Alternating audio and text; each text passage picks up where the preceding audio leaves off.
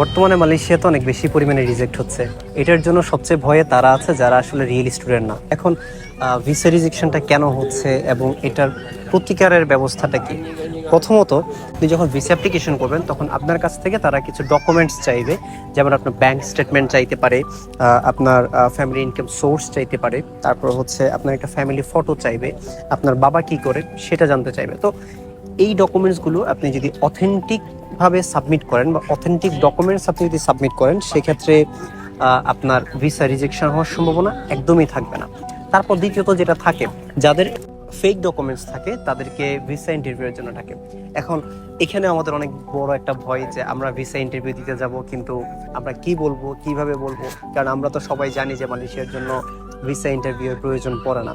তো এই ক্ষেত্রে আপনার ইংরেজি কমিউনিকেশন সবচেয়ে ভালো হতে হবে, কারণ হচ্ছে তারা জাস্ট এতটুকু দেখতে চাইবে যে আপনি ইংলিশে কথা বলতে পারেন কিনা। যেহেতু আপনি একটা ইন্টারন্যাশনাল স্টুডেন্টস, আপনি একটা দেশে যাবেন, আপনি কেন যাবেন সেখানে, আপনি পড়ালেখা করতে যাবেন, এবং আপনি পড়বেন কিভাবে, আপনি ইংলিশেই পড়বেন। সো তারা আপনার ইংলিশের যে দক্ষতা সেটা আপনার যাচাই করতে চাইবে। তো যার জন্য তাদের কাছ থেকে তাদের সাথে আপনি যখন কথা বলবেন তখন আপনাকে স্মুথলি কথা বলতে হবে, এবং তারা যে প্রশ্নগুলো করবে সেগুলোর উত্তর আপনাকে স্মুথলি দিতে হবে।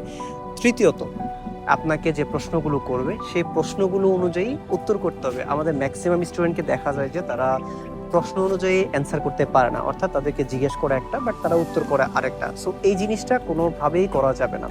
প্রথমত, আপনাকে প্রশ্নগুলো ভালোভাবে বুঝতে হবে।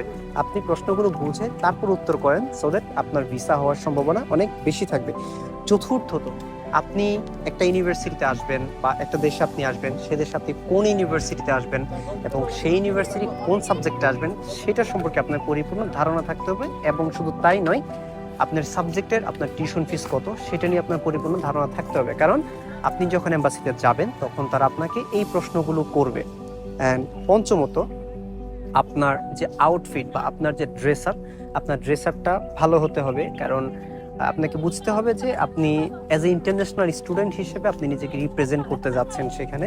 সো দ্যাট আপনার যদি ড্রেস আপ ভালো না থাকে তাহলে ফার্স্ট ইমপ্রেশনেই আপনাকে রিজেক্ট করে দেবে। সো আপনার ড্রেস আপের দিকে আপনাকে অনেক বেশি পরিমাণে নজর দিতে হবে।